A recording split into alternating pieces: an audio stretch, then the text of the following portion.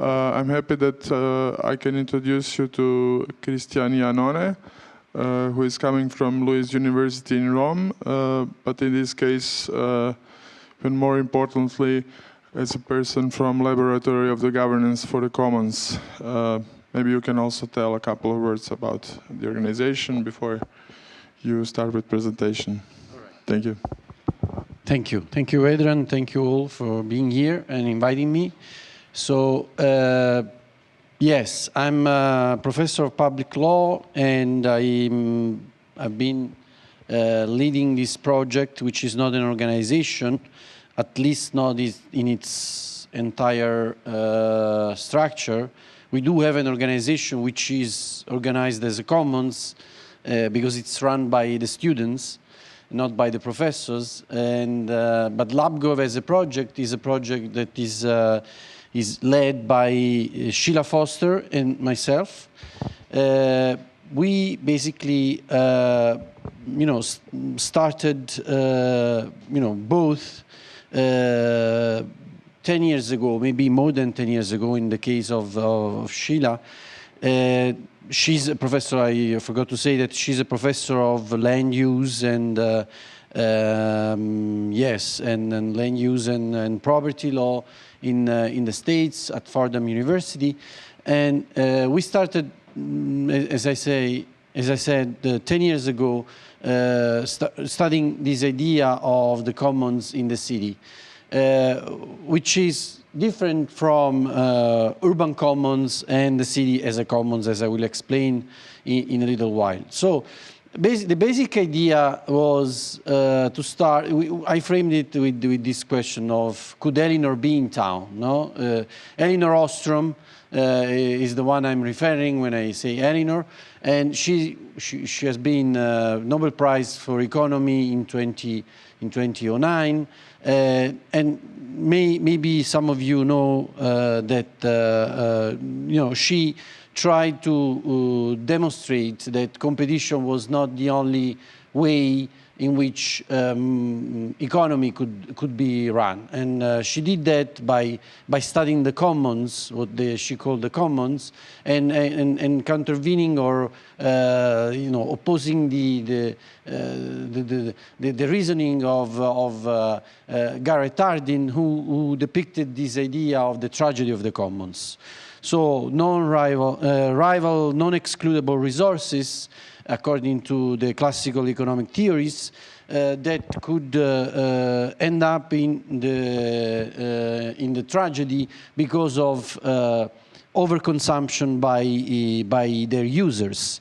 So, and this was the case of resources, environmental resources, especially natural resources, and this was also a study that Elinor Ostrom conducted on close-knit communities, rural communities mainly. So that's why more than 10 years ago we started asking ourselves whether we could bring the idea of the commons at the urban level in cities, and how they would look like, what the commons would look like in the city. And so I started studying the urban networks, the urban roads as commons, and I wrote this piece in 2006 called The Tragedy of Urban Roads, trying to demonstrate that we could reframe and redesign the whole transportation system, the whole urban mobility system, the urban mobility and the mobility regulation systems through the lenses of the commons. So, and this was the first attempt in using the framework of the commons in the city, because then from there we both realized that we were this idea, theoretical idea of the commons needed some practice. And that's what I did when I went back from the US to Italy by practicing the commons in small towns in Italy. So it's 10 years of research and action, research and action, research and action. Every time you know, we tend to also as scholar, most of the time, we tend as scholar to just theorize about things, but something that is not possible, you know, to do with the commons is just theory. So you need to practice the commons, you need to understand the relationality, the relationships and the kind of interactions that the commons kind of imply as opposed to other forms of, let's say, platforms for the economy or for the government. So that's how, you know, by practicing this idea and you know, trying to understand, you know, at that time it was really difficult to conceive resources in the city. You know, the easiest thing to do would have been, and some of us did that, to conceive the same resources that Ostrom studied and depicted as commons, or Hardin, which are the environmental resources, as commons in the city. And that was the kind of and most scholars still believe that the only commons in the city are the natural resources that are in the city. So rivers, parks, and you know, air. So they still consider and limit the importance and the possibility to apply the idea of the commons just to this kind of natural resources that are sited within cities. Instead, what I you know, after practicing this idea, you know, between 2009 and 2012, I realized that instead we should have started talking about urban commons. Meaning that in the city you have a sort of a range of commons, a range of resources that could be not just natural resources, and they all could be depicted as commons.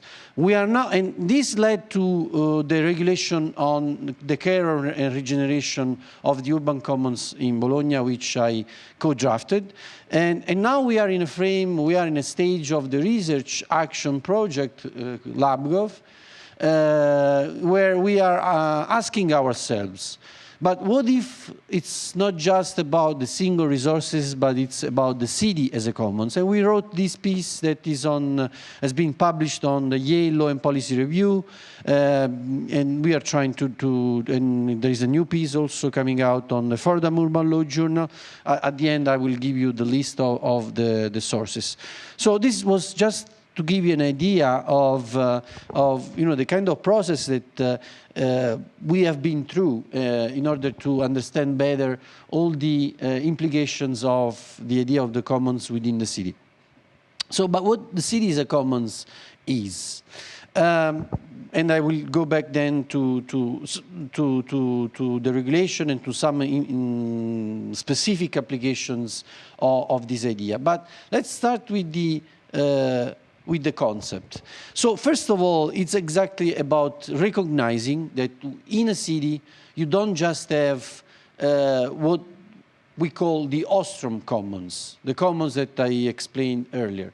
So the kind of commons for which sharing is just enough, like I can say, because that's basically the take-home point, you know, and allow me to be oversimplify this because I have a small I don't have too much time.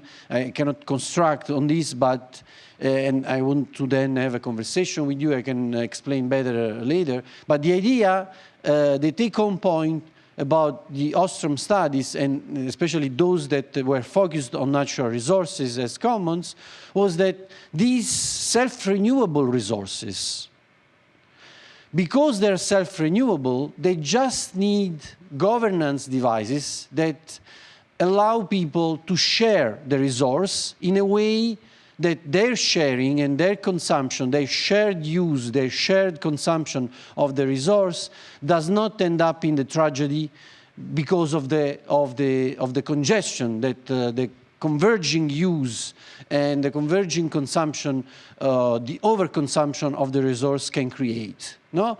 Think about fisheries and the fact that you have a stock of fish, and if people do not, let's say, agree on some norms or rules to share the resource in a way that the resource can renew itself, then the resource will end up destroyed because of overconsumption.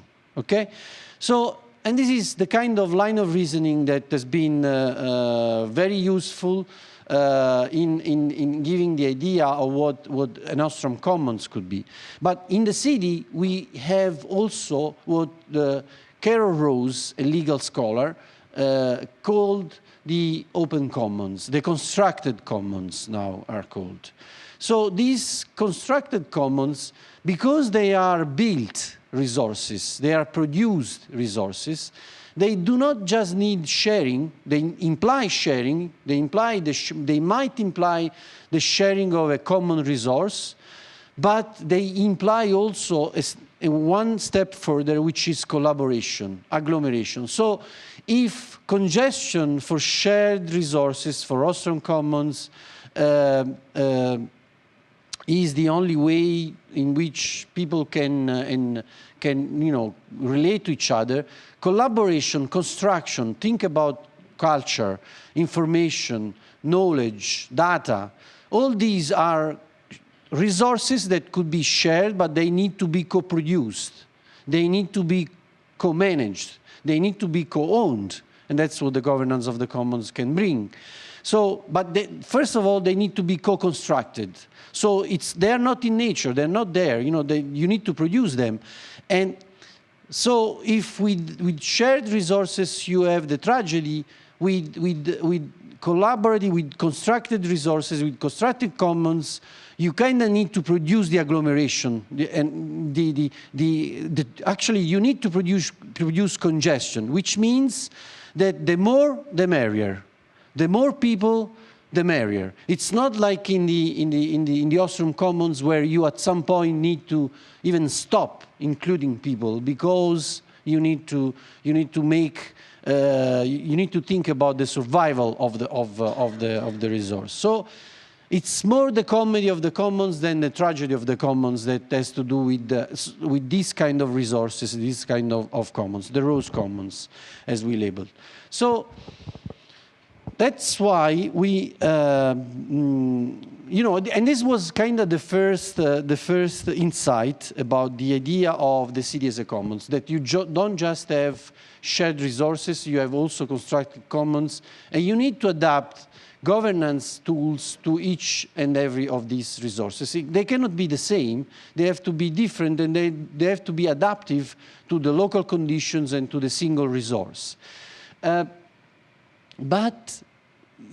So to share a resource and to understand the importance of also constructed commons is also a way to claim that these resources and the commons are generative.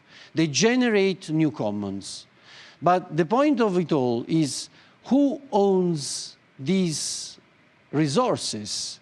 And that's why the idea is to kind of come up with something similar to what Elinor Ostrom called as the design principles for the governance of the commons, but as applied to the city. So we now know that so far the city has been conceived as a resource owned by the public. And at some point there was a little update in the, let's say, in the governance scheme, which was that the resource, the city, is owned by the public and the private through public-private partnerships. So what we're saying is that the city has to be co-owned by this third actor, which is the commons. And co-governance, urban co-governance, is the way to basically state and underline the importance to put the local communities, not just the local community, but the local communities in the driver's seat. So these local communities, which are diverse, are plural, are different one from each other, but they do not coalesce, usually. They do not co-organize. They find difficult time to co-organize.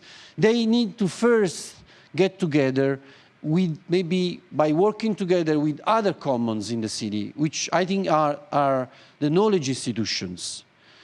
Traditionally, the first commons in the city were universities, for instance. The first university, at least in Europe, was the University of Bologna, which was built as a commons. It was basically built, founded by students that decided that they wanted to work together, to learn together, and they hired the professors, the scholars that were allowed to teach them. So the university was owned by the students. It was a commons. It was one of the first commons in history, especially the first knowledge commons. So to say that this kind of the unorganized public, as Carol Rose calls it, so the idea is that the main driver and the main actor in the city is the unorganized public, is the commons, and they have to be supported by other institutions that in the city want to enable their action. And of course, the main other actor that can enable the action of the commons, but it's something that comes after. It's not the first, it's not the, let's say, it can happen even at some point, in some cases, even without the state. But one of the enabling factors is the enabling state, is the fact that you have a government that is enabling the action of the commons, the collective action of the commons. The enabling state is the other variable, the other main design principle of a city as a commons. So this means that you need, of course, to change the way government is run, the way bureaucrats reason, the way even the dialogue and the partnerships between the government and the outside world are designed. But the third element and the third design principle, which is as much as important as the other two ones, is the idea of polism. So by enabling the collective action of the commons, we need to be able to understand that this should be geared toward the creation in the city of institutions, social institutions, collective institutions that are self-sustaining, in which all the other actors, all the other four actors, and they act as platforms. So they enable the collective action of the commons, but the idea is that we create peer-to-peer institutions that create new economic ventures, new public services that are based on this basic principle of pooling together city inhabitants, pooling together resources, and redistributing these resources. Because polism, the variable of polism, is about social justice, is about making this available to those who are on the margins, and to redesign, for instance, public housing as pooling houses, as new forms of housings where people do not just live. They co-produce, they co-work, and they basically co-develop themselves. And this is how we, or they start creating open wireless networks, or they start fab labs, they start, manufacturing processes that are collaborative and are managed by the commons, owned by the local communities.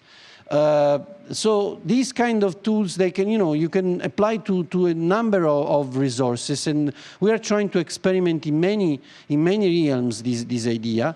And in fact, one thing that it is important is that commons have to do a lot with experimentation. Market fails, state fails, commons could fail, and we should embrace the idea that actually commons is the best way to experiment and produce new ways to even rethink the state, rethink the economy. And that because the commons and the approach of the experimentalist approach that, and the practice-oriented approach of commons practices are, in a way, the example can be an example also for major and other major organizations or other more consolidated solutions. So what we try to do is also to, let's say, synthesize a protocol and to experiment this idea of the commons in the city. Because if you embrace the idea of experimentation, then you understand the importance of not setting a model. And there is no model with the commons because they're evolutionary, they evolve, they are adaptive, they change from place to place, so from city to city and from neighborhood to neighborhood. Something that you apply in one neighborhood cannot be applied in another neighborhood. So what is important, especially in a moment in which social, environmental, and economic crises are creating this pressure on the lawmakers and the established models, it's iterativity. So the idea that you keep experimenting, that you keep working on every solution that you come up with to enable the commons to improve it and to evolve it. And so instead of talking about policies or policy making or regulations, but I will speak about the regulation in a while, we need to start, this idea that the city is a huge lab for experimenting the commons. So experimenting is about, having labs where you try things and you test things, you come up with prototypes, but you need a methodology. And the Co-City Protocol was extracted by observing the kind of experimentations that have been happening in different cities, not just in Italy, but also in different other cities, and also people and activists that have been working on the commons independently from us. So. Elinor Ostrom used to say that with the commons, you always have to start by cheap talking about them, by basically having an informal conversation with practitioners, experts, communities, just without having in mind if and whether you are going somewhere. In a very, let's say, informal way, without a formal sanction, that it could happen that at some point you just decide to stop and that you don't get anywhere. It's fine. It means that it was not meant to be, that the governance of the commons could not be applied to that.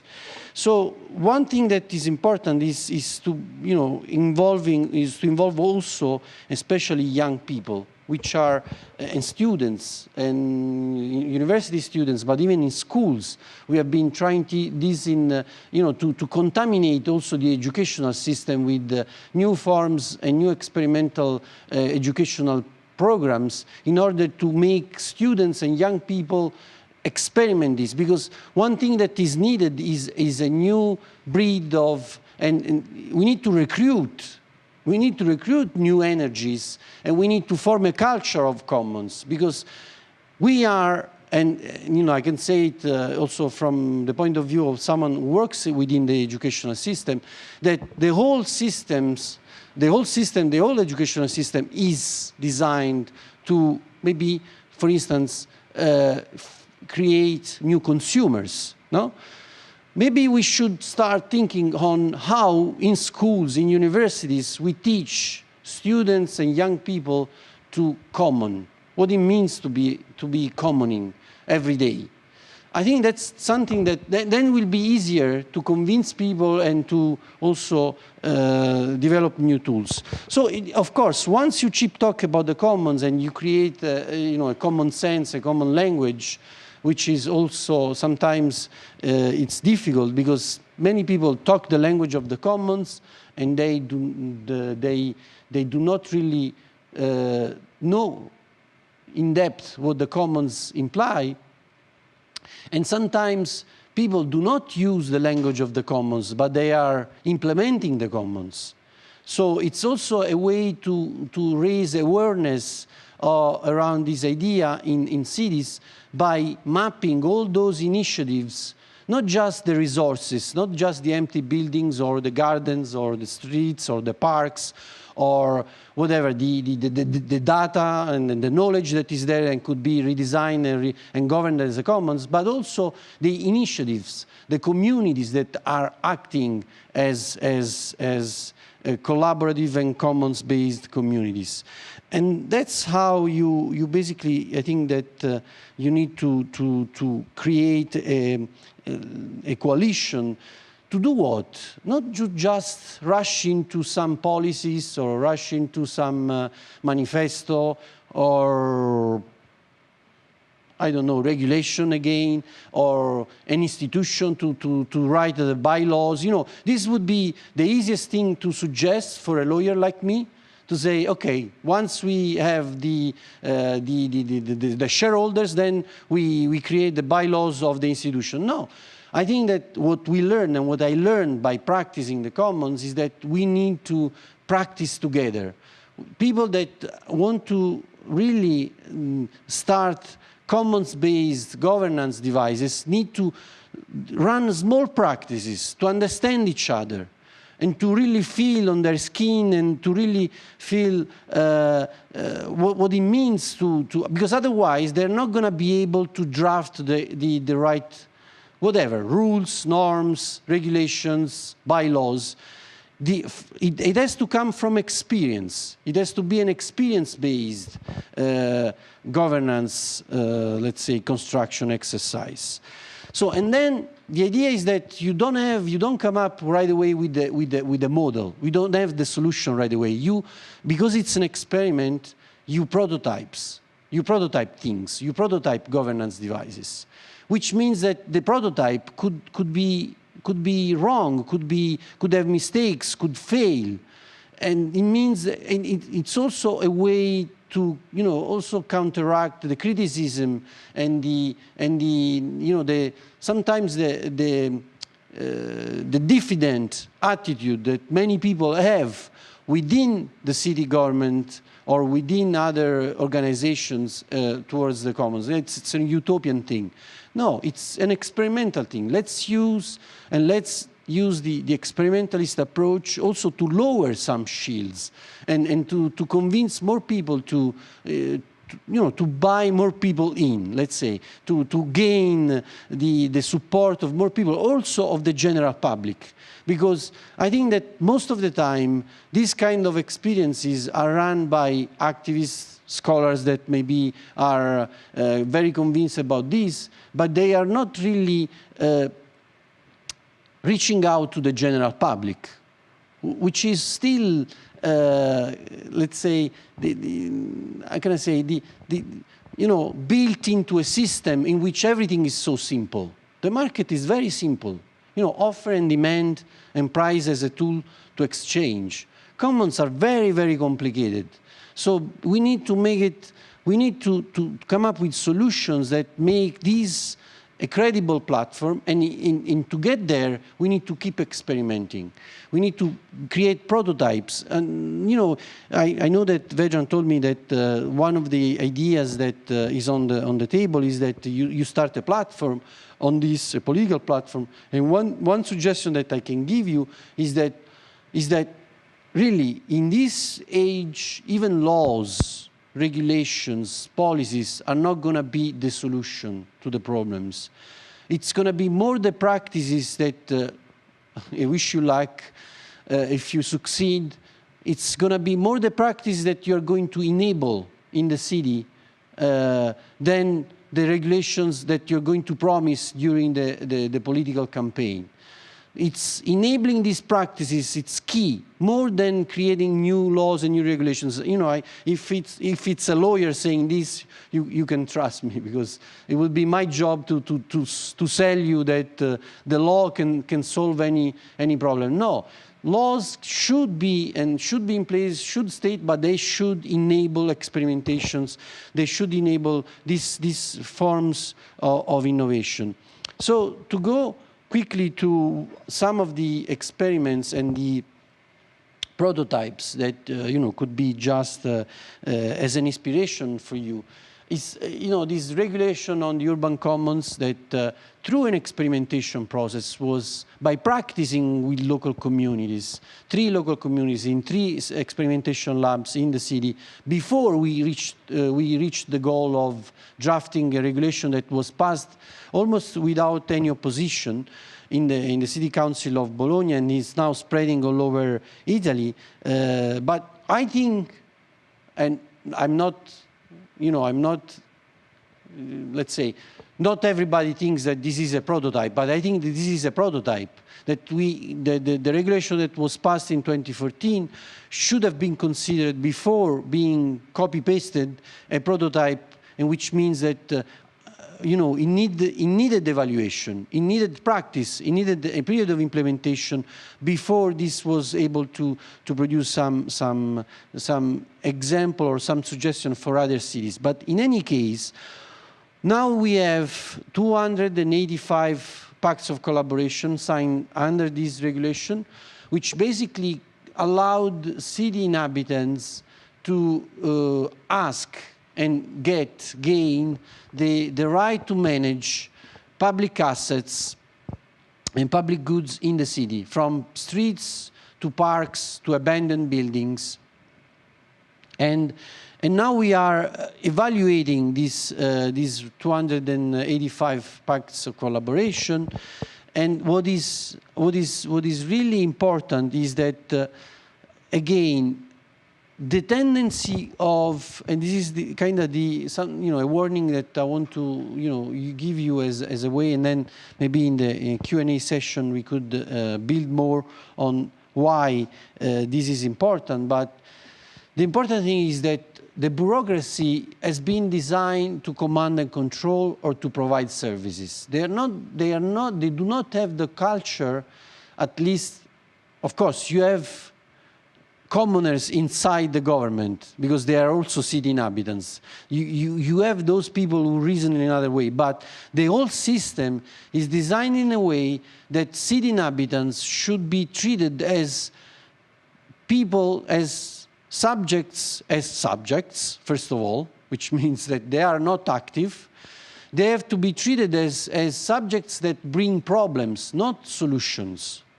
And this is, so this basic principle then informs in some way the whole system. The whole system is designed to separate and to fence off the bureaucracy and the government from the outside world. It's even, think about the shopping window that usually you find in public offices. It's a way to separate the inside world of the government from the outside world.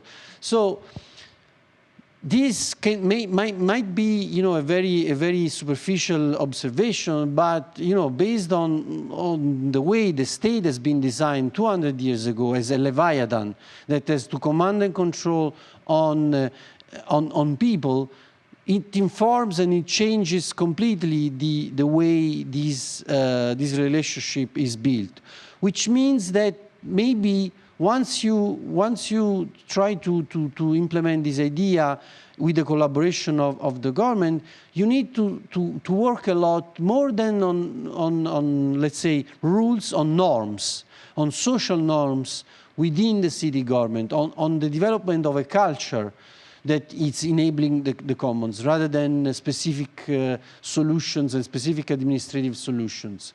You need to scale down, not scale up. You need to convince people in the bureaucracy that they need to get out of the desk and be in the middle of the action. They need to be they need to spend more time, most of their time, not in the offices, but maybe in the neighborhoods, working side by side with city inhabitants and trying to come up with new solutions for them. And this is happening. There are cities in Italy that are now, instead of hiring the traditional civil servants, the ones that are experts in applying the law or creating or managing bureaucratic processes, now they are hiring community managers. They are hiring, in Reggio Emilia, they call it community architects. because they are supposed to design with neighborhoods new economic ventures and new public services. Again, experimentalism. And the other thing that we learned by observing the implementation is that also these did not lead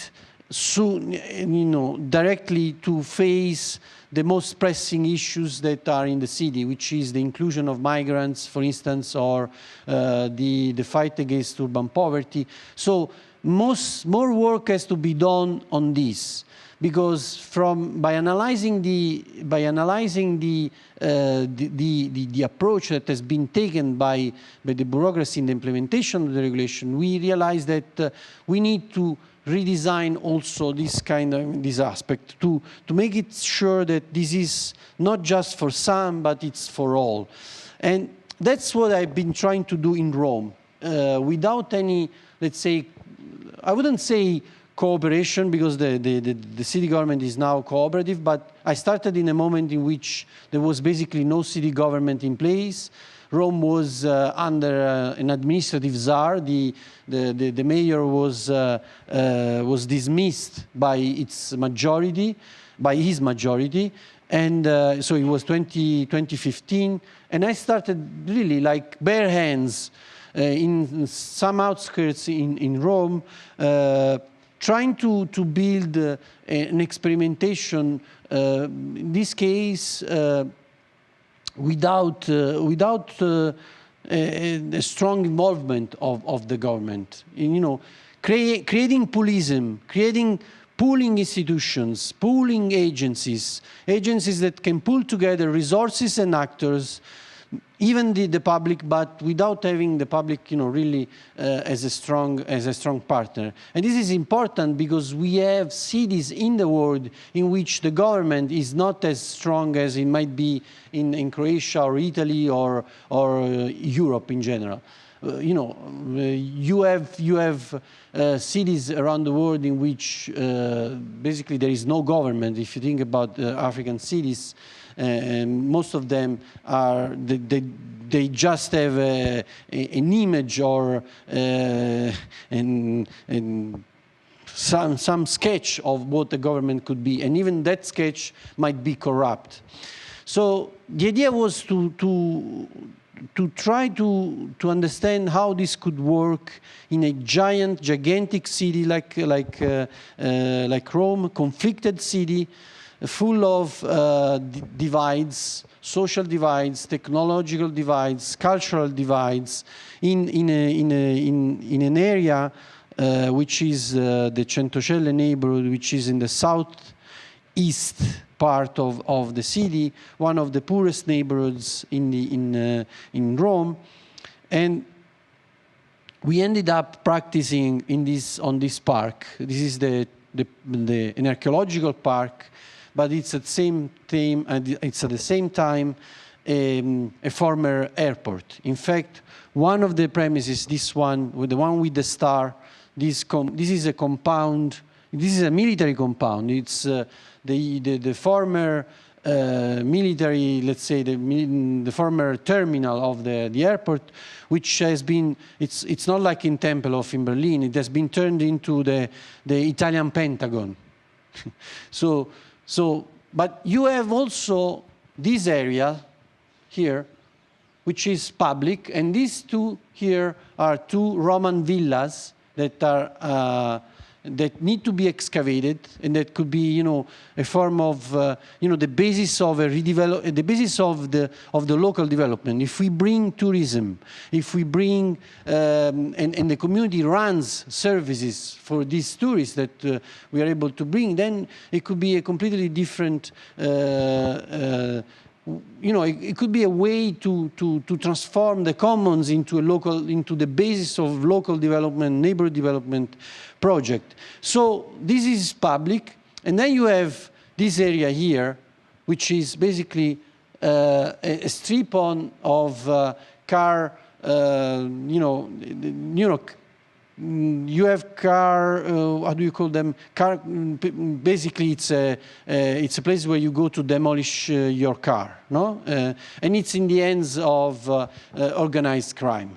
So you have all the problems that you want in this area. So what we try to do is to understand what the local communities, which are the 4 neighborhoods and the local associations, the local groups, the informal, the activists around the park could do together in order to start a commons-based governance device.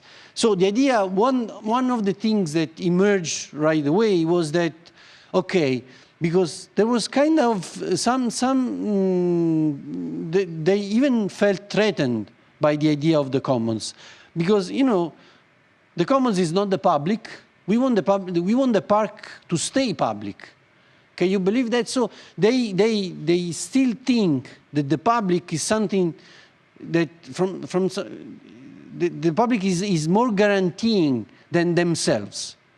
That the commons themselves is something less guaranteeing of, less safe than the public. They prefer to put the management of the asset in the hands of the bureaucracy and to keep it there in the hands of the city government rather than self-manage the assets. So, okay, we said, okay, fair enough.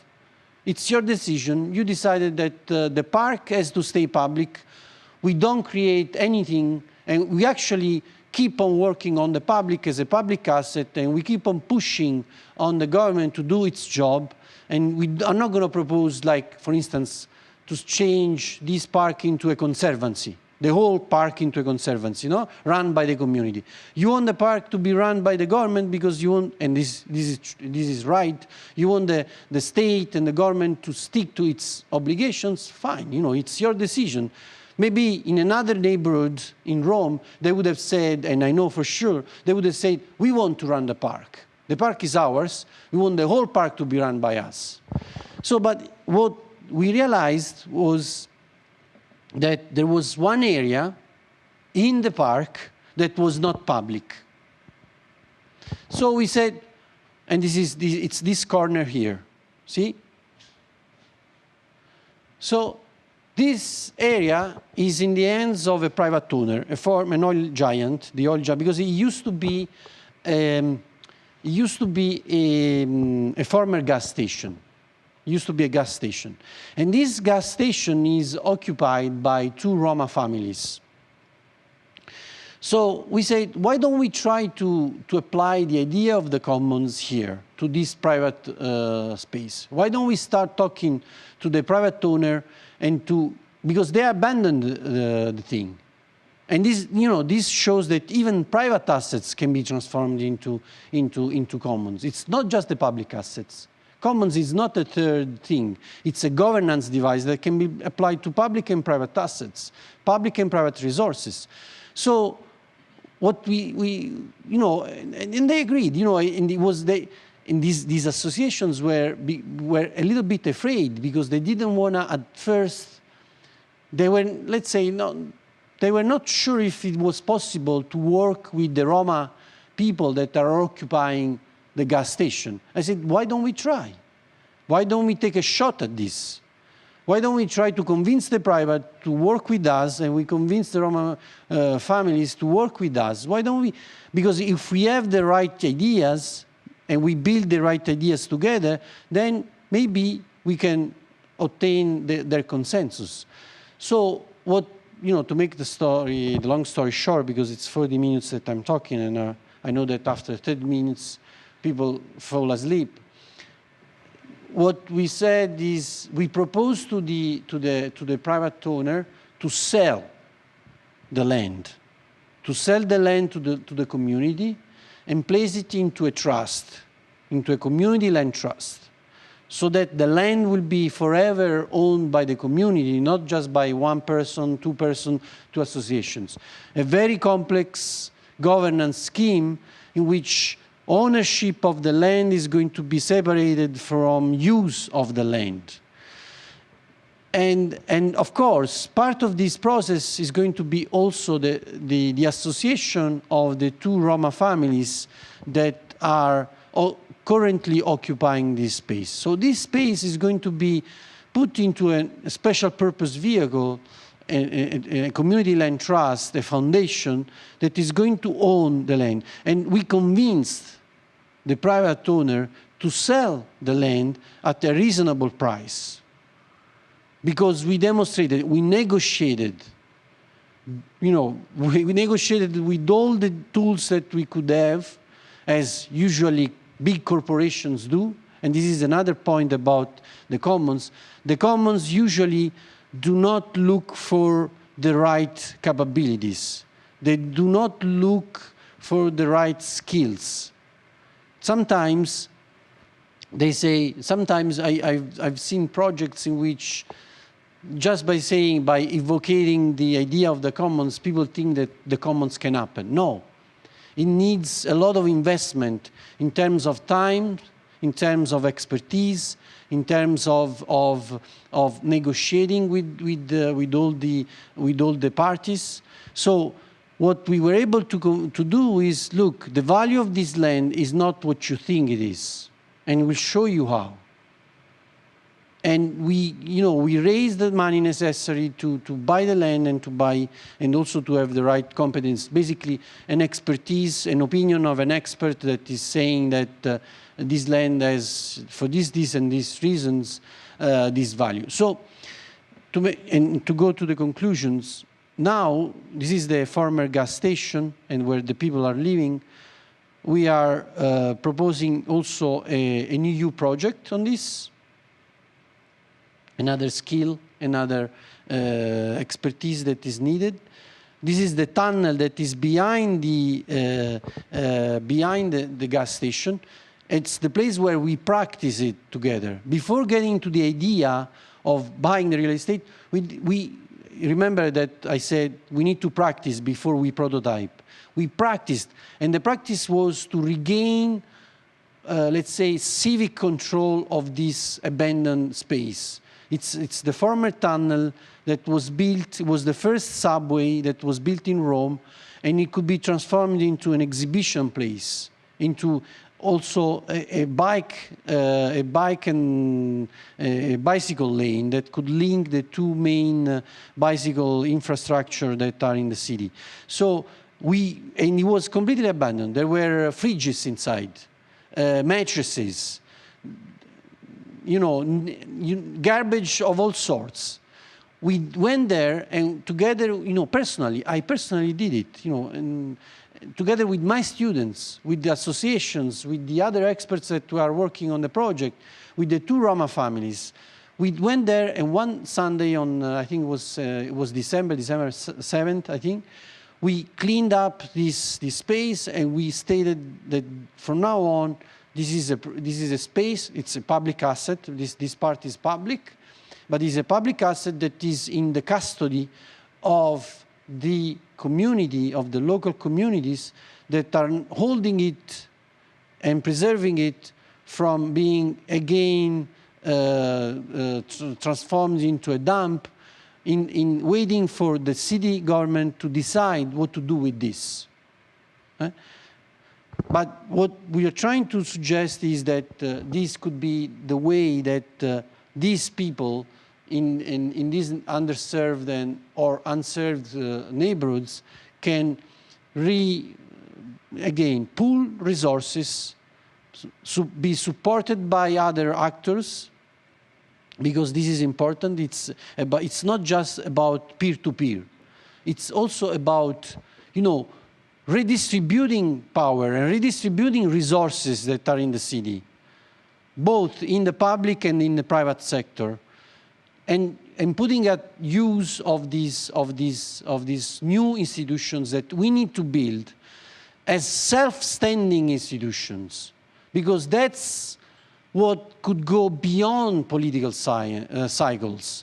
That this could really bring the commons as a third standing pillar of the city as a commons, which doesn't mean that it has to fight always with the public or the private. Sometimes you need to make a compromise also. I'm not afraid to say that you need to convince also and negotiate a lot because otherwise we end up with solutions that don't work. And I'll stop there because I feel that many people are already sleeping. Thank you.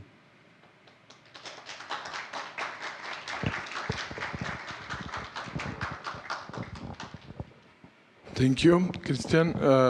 It's always after the lunch that is the most difficult session, so but we have time now to open floor for comments or questions. Or also the light. Yeah, I will. Hi, Christian. I just want to ask you about the Bologna Protocol, and can you tell us more in details? What is actually the city providing for what kind of resources does it provide for the communities that decide to govern public spaces or things like that? So is it like just the framework, or is there also some, I don't know, money provided, or some technical skills, or how does this work? First of all, they are providing the assets, so the resources.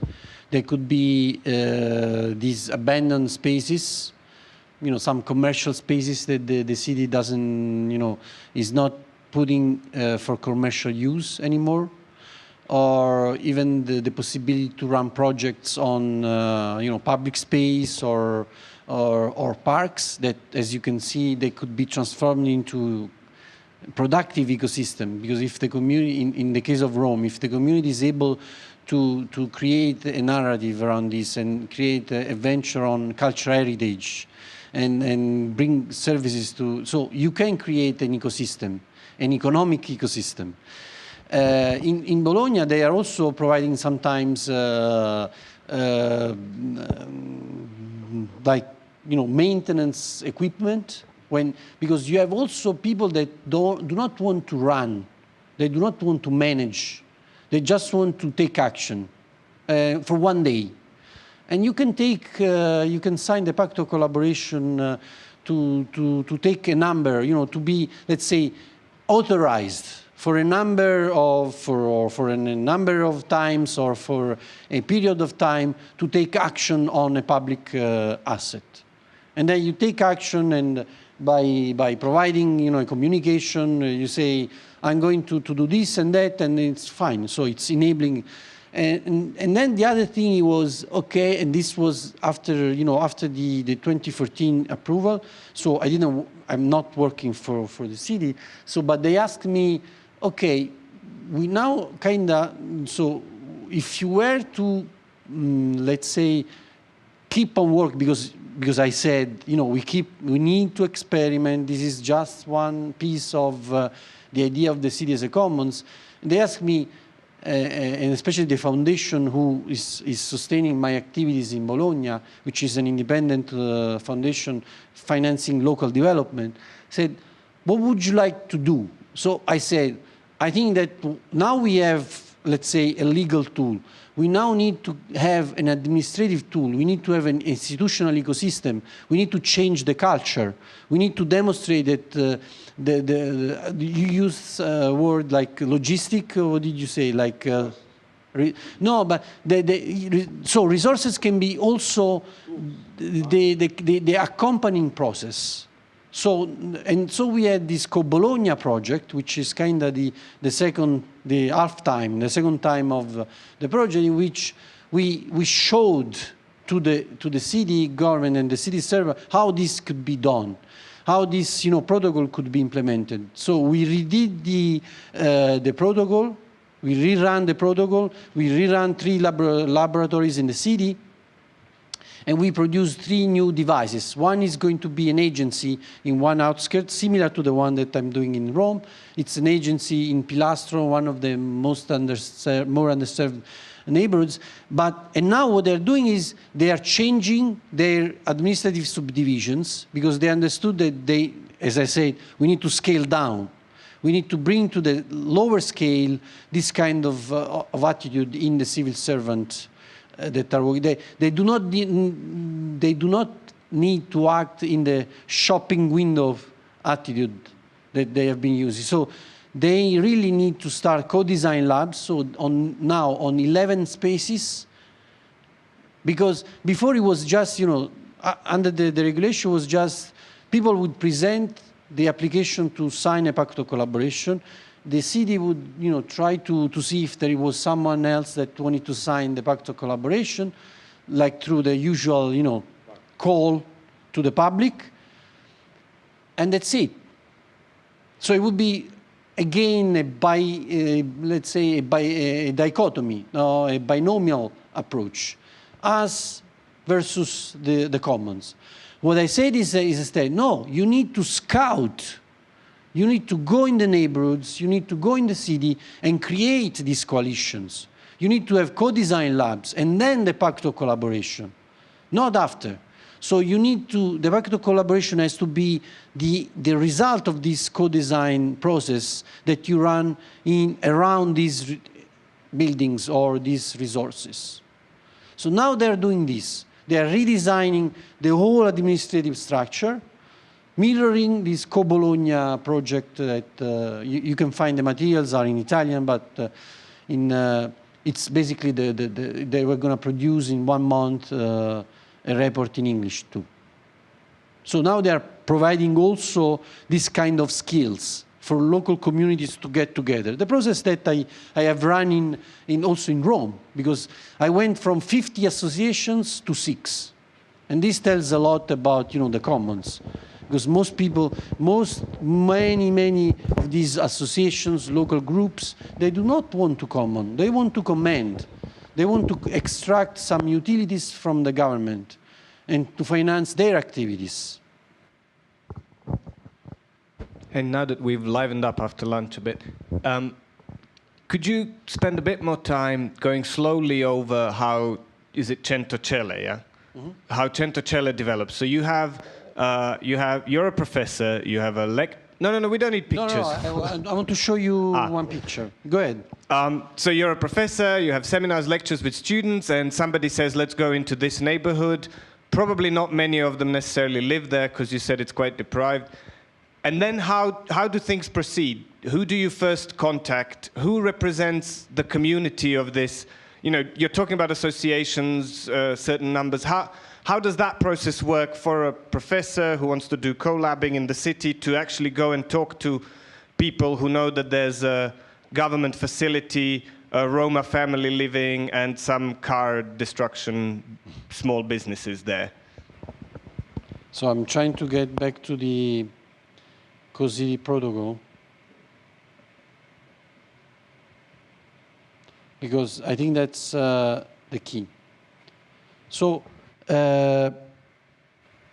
you see these labs, they were taken actually precisely from the CHIP talks that we ran in the university starting in May 2015. No? In May 2015, before, at the end of the previous academic year, we prepared the academic year of 2015-2016 by convening in the room, not just students that practiced on studied, because students that attend LabGov, then some of them, because it's a commons, they run the commons, they run the lab. So I'm just, I'm co-managing this. So, and we convened in the university key stakeholders, key figures. We ran interviews. Let me finish, because it's just the first step. It was just a way to do what? To understand what the language of the commons was about in the city of Rome. It was about, by investing time on talking with civil society, with experts from, or executives from civil society organizations, some other professors, no? It was a way to, let's say, start going deeper in the city, because we said, okay, in Bologna was the public space, the entry point, but what's the entry point in Rome? No? Easily enough, we realized by organizing these CHIP talks that the local communities, the energy, the collaborative energy, was around parks, was around cultural heritage in Rome. Okay?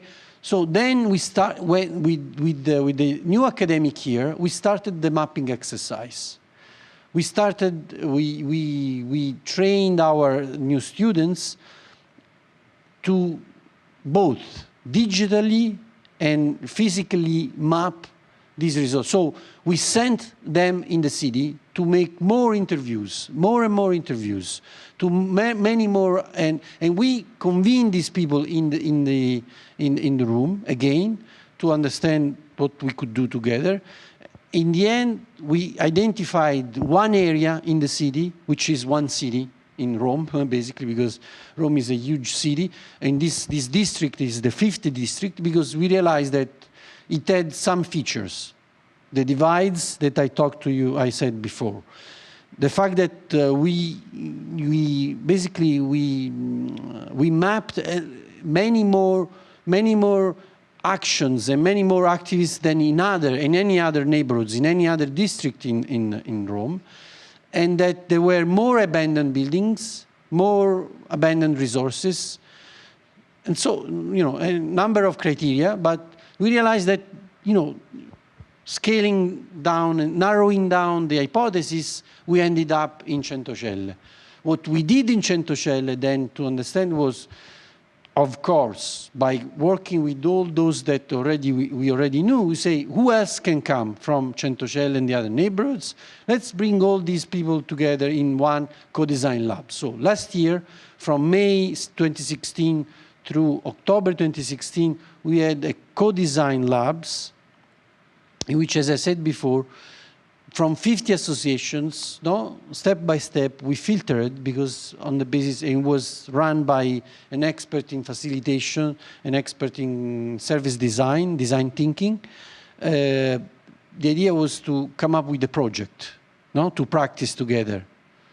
Some people did not accept that. Some people said, you know what, we want to keep denouncing and advocating against the city. We don't want to cooperate with the city. We don't want to do the job of the city government. That's the city government. They still think, most people in the city, they still think that this is someone else's job. They still think that, but the only way they want to interact with the city is just by saying it's your job. You know what I'm saying?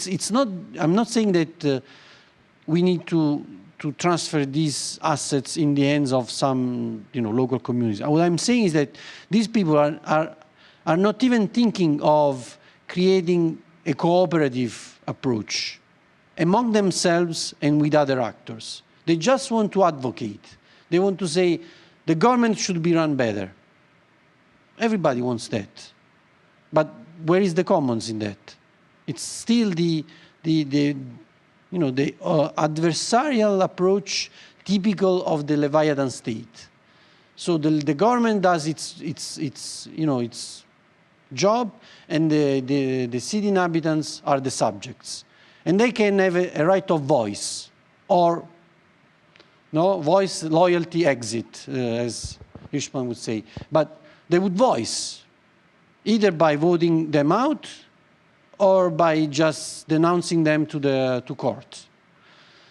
I don't disagree with this approach. I think that what the commons could bring is collective action, is creating new institutions that do not just work in an adversarial, but they bring solutions that are owned and managed by city inhabitants, if they want to. Yeah, let's stick on this example. Okay, one thing which I don't know if it is the easiest to answer or no, it is, what are your thoughts about the maintenance of the engagement, and taking care of this commoning, of this place, if it returns it to a commons, yeah? because as you describe it, it is a very conscious effort that you spotted, a space with specific characteristics, and you say, okay, let's use it as a terrain to experiment, and produce some experience, and we'll see how we'll go on. So I don't know how much like the conditions of sustainability of running the space as a commons has kind of bothered you or not, and if you have some ideas on that, because usually the case it is as much as it is a project, and some forces kind of work on that. The project reaches kind of a point of materialization, and then when these forces that, in your case it's somehow also internal, external. Okay, when these forces retreat, then the project kind of wanes out. Yeah. So this one question, and the other question, despite the fact that I agree with you about the issue of against this kind of criticism of no, I don't want to replace the public. The public should do the thing, which is an easy justification actually not to take responsibility of doing things among others, but at the same time, how you do, because I receive also the terrain of commons as a terrain of contestation. It can be a unifying kind of strategy or practice, etc. But also it is a terrain of contestation, yeah. And how, which is the easiest thing, it is to say, yeah, it's not only peer-to-peer, etc. But from the neoliberal side, it doesn't come only as to peer-to-peer, as a sharing economy. It produces also different ideologies, like and it produces also different imagining kind of imagination. Yeah, for example, Cameron won the elections with a slogan of "Big Society" and this kind of a different rearticulation of public-private ownership, especially in the schools, with the academies and self-run by the communities, etc., etc. So how what you propose within the frame of institutions, especially when this action is instigated by the institutions, don't end up of being kind of voluntarily, it's kind of payless job of of running public assets when the state cannot or the public local authorities cannot do it. So. I think that the question is answered in the same way, in a sense that what I said is that we need to have co-governance, which means, and that's the difference with big society. And now, I don't know if you know, but Theresa May has done the same thing, she just changed the narrative, shared society. And that is one of the reasons why I think that we need to go beyond sharing as a concept, and that's why it was also it came also from there, because sharing has been co-opted by, even let's talk about sharing economy. It's being co-opted by the kind of neoliberal Silicon Valley platform. So it's that. So that is also why we need to go beyond the concept of sharing and try to talk more about collaborative economy. Commons-based collaborative economy. What I'm saying is that you always need the enabling state. The state has not to run from this. The state has to be there, but it has to be enabling, which means that it has to change and adapt the approach on the basis of the abilities and capabilities of the community. So it should be act more almost like as an incubator. So whenever more energy and more support is needed, it has to apply, even in terms of funding. And then when this is less needed, it should. Why? Because most of the time, when politicians or bureaucrats, even commons-minded politicians, because trust me on that, I've been dealing with the commons like politicians for at least 10 years now, and they have the temptation, okay, to not let it go. to keep the stick in their hands, even if they talk about the commons. So, but also there's another reason. So it's like incubating these commons and retreating a little bit, but not leaving because then they could stay as, and the public has to stay as, let's say, the last resort. Because commons tend to ossify. Even if there is not the politician, they tend to recreate hierarchical structure. We need to be aware of the limitations of the commons as much as the limitations of the government and the market. So we need to be self-critical also about, you have seen how self-critical I was about my work, not the regulation. So I think that and then this energy has to be also, once you see that the commons can walk by themselves, then the government, the enabling state, should keep on directing more energies to other areas, to other initiatives where more energy is needed in order to incubate the commons. So to adapt also. And I think that we need to, I don't know if I answered your first question, which was about, basically accompanying the, so I think that universities have an important role. The Silicon Valley has coined this idea of the triple helix, the third mission. I talked about the fourth mission and the quintuple helix. So that the universities should not just work with industries, they should work with local communities.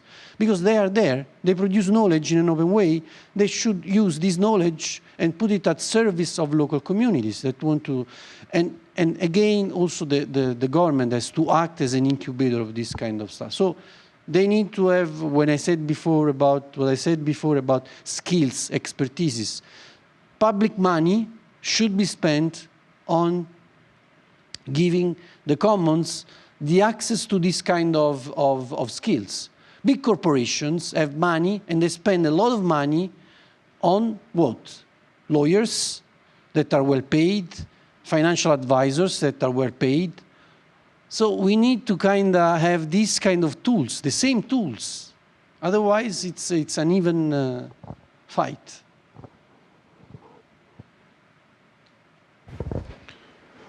Any more questions or reactions or comments? I have the last one then. I mean, they're going to kill you for this. I wonder, where do you see the origin or majority of resistances to at the city level, in case of Rome or Bologna? Where do you see the origin of resistance to practice of the commons? Is it just like, do you see it only like a bureaucratic or ideological? Do you see beyond the structures of the city? Where do you see that there is certain opposition? Where it comes from usually?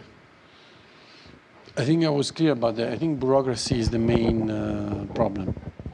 Bureaucracy is the main problem, and I love. I don't know if you read this book, The Utopia of Rules, by David Graeber.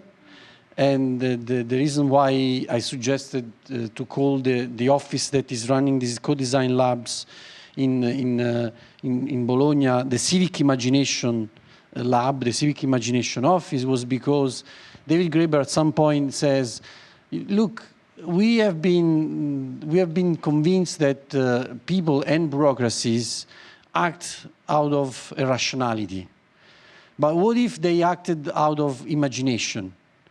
Because after all, human beings, the difference between human beings and animals, it's not that the animals do not have a rationality. They do have a rationality. The wolf has a rationality. The lion has a rationality. They follow their rationality. What they do not have is imagination. Human beings have imagination, have the capability to imagine a different future from the one that is today, from the present. So bureaucrats should be more imaginaries than rational actors, working within the boxes, the schemes that the bureaucracy is happy to build. because they love, it's their comfort zone. They love to stay in these boxes because they can fence them off any risk, any error, any mistake for which they will then be held accountable for. So, and of course, by saying that it's the bureaucracy, I love bureaucracies. I was born as an administrative lawyer, so I've been studying bureaucracies for all my life. So my big dream is to change the culture of bureaucrats, and I think that all those projects, especially in Bologna, would not happen if there weren't imaginaries within the bureaucracy. And we need to, let's say, leverage the imagination that is already in there. We need to extract them from their everyday life. And because there is a lot of imagination, a lot of people that are dying for people like us, like you, that bring projects that change their everyday life. They are city inhabitants within city government. And they don't care about the time. They don't care about if it's their role. They go beyond this kind of stuff. And we need to find a way to give a prize to them. And that's the because within the city government and bureaucracies, everybody is equal. And of course, hierarchy is the only way that you can promote yourself. And hierarchy brings separation in silos. So everybody has to make the career in each silo. So something that I try to do is to counterbalance this with visibility.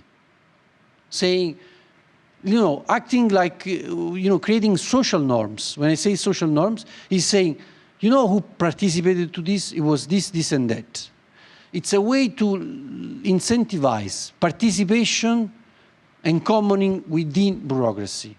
So I see that the main clog is there, but I also see that it's the most challenging and stimulating challenge that we could take on.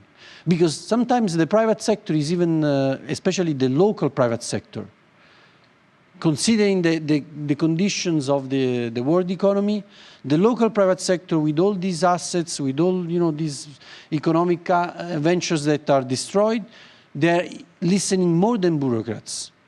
And the project in Rome showed that they were almost waiting for me. They said, "Professor, yeah, let's do it, because the only thing that we ask is we run this as a real estate transaction." Okay, fair enough. I don't want donations. I don't want this to be sold one day as a donation. No, because the donation would not make it replicable. It was a real estate transaction, but a commons-based one. Okay, if that's all, thank you, Christian, for joining. Yeah.